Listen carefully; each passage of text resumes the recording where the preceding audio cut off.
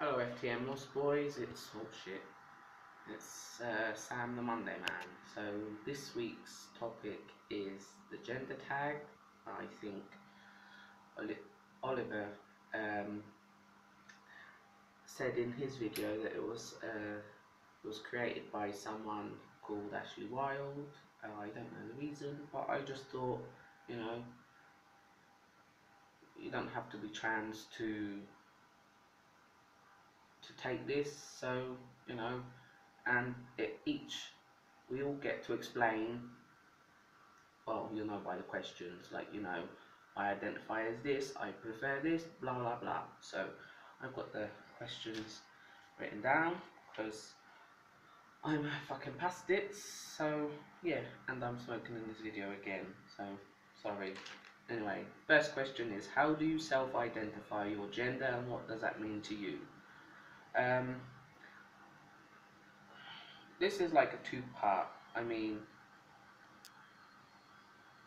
I identify as a trans man, or more like masculine, but for like people I just meet in the street, you know, we live in this normative sort of world, so there's only two genders. So I would then identify as male, but more complicated, I identify as masculine, and you know yeah, and what that means to me is that I tend to lean towards more masculine ideas. I always did, even when I identified as female, but still, I'm not your stereotypical male, whatever that is, stereotypically either they like their gamers or sports. So that's what that means to me. What pronouns honor you? Him, he, his don't really bother me. I live in Malta, so the language kind of like tends, and whether I haven't changed my jobs, like one quick example, if they was to say, where is Sam, although they've used my correct name, I used to identify as female, very feminine, so like the gender is then split. For female, you will say Feina Sam, and for male, it will be Feinu Sam. And there, it doesn't quite, while they're speaking Maltese, it's not a slip up, it's, something there, it's two gender roles. But, shit, when they're speaking to me in English, they do refer to me as him, he, so, we'll get there one day. Question 3. Describe your style of clothing and what you most often wear. My style of clothing is probably work uniform, or right now, like, I can't be bothered to do my hair, so I throw on a snapback. I wear this in the gym as well, just a t-shirt, jogging bottoms or sport bottoms. I don't own any smart clothes. The occasion for it is very, very few and far between, but it's like jeans, smart shoes, and a polo shirt, and like a blazerish kind of like jacket. But for the most part, it's shirt, jeans, and a snazzy pair of like what they call slippers over here, what you call sneakers in America, like trainers or whatever. So yeah, that's my style. Question 4. Talk about your choices with body hair. How do you style your hair? Do you have facial hair? What do you choose to shave and choose not to shave? So my choices with body hair. I did let everything grow, and like TMI, sorry, but like downstairs, I cannot let that grow into a bush. It gets uncomfortable, it gets itchy, so that men do, it's called manscaping. I just trim it. I don't use a blade, I use like what they call clippers. I shave my face because I'm one at work. The men have to anyway. They have to be clean shaven for the bingo, and right now I'm just getting like peach fuzz and bum fluff, so I mean I'm shaving to promote more growth.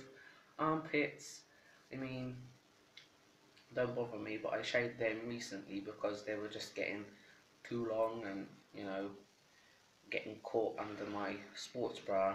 So I mean, that's like the last time I did that was like more than a year ago. And my legs I don't shave. My hair, I mean, I don't know if you can see, it's short. I tend to, you know, whack some gel on it and pull it to one side, which is like the fashion. Shit, my arm's aching. Uh, which is the fashion at the moment for the men. I did have like what they had like a fake mohawk thing, but that was getting last two times I'd had my hair cut. I just didn't bother with the style, so I shaved it off. But I missed it, so like the next haircut, I'll get him to leave that bit and we'll start again. Uh, yeah, that's now question 5. Talk about cosmetics. Do you wear makeup? Do you paint your nails? What types of soaps and perfumes do you use, if any? Cosmetics. I haven't used any until now. I don't. I mean, we're talking about cosmetics as in makeup, yeah. Like I don't, and I haven't touched wood. Haven't suffered with a huge amount of uh, oops, like facial pimples, although I get them on my back and on my chest. But oh my god. So I don't use any. I use Dove soap to clean my face, always have. I don't care if you're not supposed to, but you know, I wasn't pimply as a teenager and it seems to be working now, so I'm going to stick with what works. As for shower gel, it's, you know, it's the cheapest, you know, and zingy lemon I've got now, and shampoo, I tend to use stuff. It was probably more generated for the women's section, but that, you know, the hairdresser in me, I tend to do what's like for my scalp, and I don't use conditioners too short. My hair can get greasy quickly, so no, I don't paint my nails anymore. I used to when I identified as female and very feminine. I actually used to do the whole gel and acrylic nail. I took the course, blah blah, so I was very much into that. I mean, I still am, not on myself, but like the few times my mum comes and visits, it's like, oh, you got to do my hair, you got to do my nails. So, I mean, I have just as much fun doing it as my mum enjoys having it done, so whatever. So, now, question 6. Have you experienced being misgendered? If so, how often? This is a funny one, because, like, you know, of course I was misgendered before I started T. It was like, you know, over here I was like a butch lesbian. They're narrow mind, not narrow mindedness as in ignorant and assholeness, but you know, they didn't know. And but now, I mean, I don't successfully bind my chest that flat, but I refuse to wear bras now. I tend to wear sports bras because bras tend to push my boobs more out, and I haven't. Oh, you know, I'm like trying to be careful with my finances, and I'm saving up to get a binder. But I mean, at the moment, you know, they'll say like I've seen a subtle shift in like if I'm in someone's way, they'll be like, "Excuse me, mate. Excuse me, buddy." Where before, when it was feminine, it was like, "Excuse me, doll. Excuse me, love." You know. So I've seen a subtle change, and I haven't been misgendered by strangers, but I still get misgendered and the wrong name said by people who know me. But I mean, it is what it is. I mean, like starting T, my voice has dropped. I just sound sick. Uh, Obviously, I look a bit more masculine in the face. That strangers will refer me as male, but nothing's changed. That, you know, where they're seeing me every day, they're not seeing any changes. So it is what it is. Question 7. Do you experience dysphoria and how does that affect you? I experience more social dysphoria than anything else. I mean, like, you know, like if I got called sir, I'll then turn around, seeing who the fuck they're talking to, and you know, because I have breasts, I still, I, you know, I get frustrated that the changes aren't happening fast enough. You know, I look at myself every day in the mirror, and then I get dysphoria, you know, like, and paranoia. It's like, did my boss say something? Has he made like a huge announcement saying, "Oi"? I don't know. So like, I don't know if they're taking a piss or if they're generally. So that's my dysphoria, and like, my breasts like um, in public and using male or female restrooms. I mean, it is what it is. I still use the female because when I'm out, I'm only out and I'm at work. So, I mean, yeah, I still use the female because, like, I'm not male enough, but, like, you know, if I go in to the gym and then I have a shower, I'm going to walk out with a towel around my waist and who have huge knockers.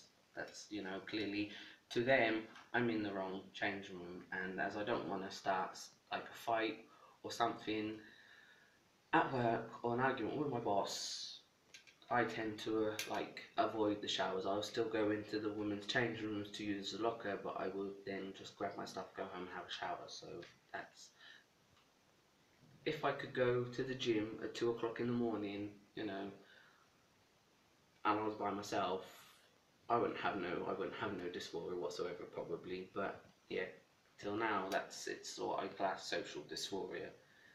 Alright, talk about children. Are you interested in having children? Would you want to carry a child? And if that were an option for you, do you want to be the primary caretaker for any children you may have?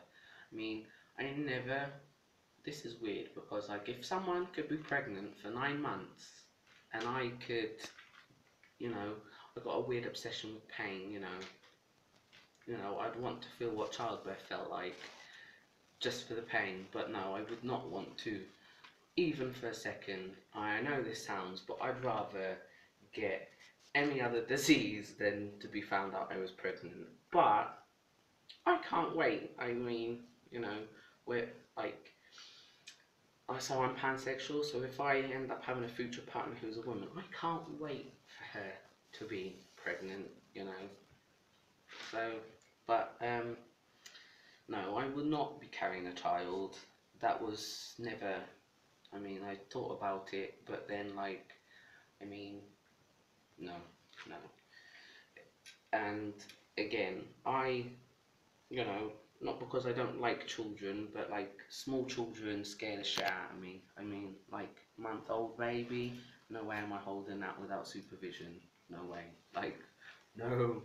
So, I mean, I'd like to take the maternity leave that, like, fathers are entitled to, and I'm not sure how it works over here because I'm way long off, from that. But I mean, I would be happy to go back to work if my future partner, you know, it was what they wanted, to stay at home and raise the kids, then that would be fine by me, I mean, I would want the maternity leave, and, I still want to come home and, see my kids, blah, blah, but, I mean, if they want to hurry up and get back out of work and they can't wait, and I end up being the prime, that's just as well. We both do part-time jobs, so, whatever. But, I mean, I think I will probably be the one to go back to work sooner, and my partner would be at home raising the kids. And obviously cooking me dinner so that when I get home from work, dinner's on the table. So, just in case. Right, question 9. Talk about money. Is it important to you to provide for a family financially? If you choose to have one, is it more important to you that you earn more money than any partner you may have? Do you prefer to pay for things like dates? Are you uncomfortable when others pay for you or offer to pay for you. Right, I'm gonna have to look at this and read this all again. Um, I mean, it's important that the family would be provided for, and when I talk about family, I'm including my dogs. So, like, you know, whether that's me solely or me, like, you know, jointly or whatever. But, like, you know, obviously, I'm on T. That's a huge chunk of my finances taken out every 3 months. You know, I still have my dogs, I still have my rabbits, I still have my cats. You know, so like, you know, it'll be a discussion we have, and we will have to see what fits best within our budget or finances, whatever. But I mean, no, I won't be. No, if my partner makes more than me, I'm not gonna say, "Oh, I can quit my job." No, I want to put, you know, an active. Even if they earn twice the amount as me, I still want to put my share in. You know, that's how I grew up. Uh, it isn't important for me to earn more than my partner, but then, like, you know, if my partner's like used to like staying in like 5-star hotels every other weekend and like driving ridiculously fancy cars, blah blah, I don't think like I would attract that sort of person. But you know, then no, I'm not going to compete with them, and I'm gonna feel uncomfortable, you know, doing all these activities when I still got my, you know, so like I think you tend to like attract the sort of people that, like, you know, you feel more comfortable, and you know, people with like who act in flash, I tend to feel intimidated and shy because I can't compete with them. It's not a competition, but like, no, I can't, you know, do half the stuff, and I don't want you to pay for me constantly because, like, you know, that's just going to be one-sided. And for me, a friendship is more than that, and a partnership is more than that. So it depends, like, you know, like no and yes, depending on their life activities. So, you know, uh, I like to pay for my fair share of dates. You know, like, you know, stereotypically the men pay for dates, but like, you know, that doesn't mean, like, you know, if we're like, you know, going steady for a couple of you know, whatever, you know, I wouldn't mind, you know, being treated, you know. Uh, and that's the same with friends. I always offer,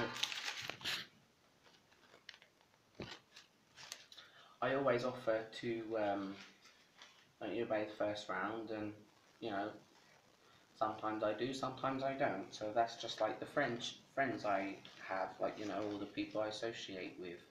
It doesn't make me feel uncomfortable unless, like what Oliver said, um,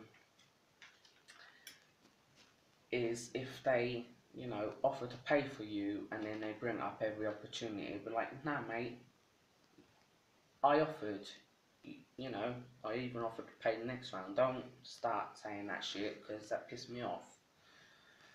The next question is, anything else I want to share about my experience with my gender? No, I mean, I mean, everyone is different. Everyone has a different ideas. You know what personally their gender is. I just means, like, you know, respect mine. Mine's not right. Mine's not wrong. You know, even I can be a bigot sometimes and ignorant and all that other shit. But there's, you know, each to their own. So, you know, this is my gender. This is how I feel comfortable identifying. You know, and that's it. So that was my gender tag. I look forward to seeing all the other guys'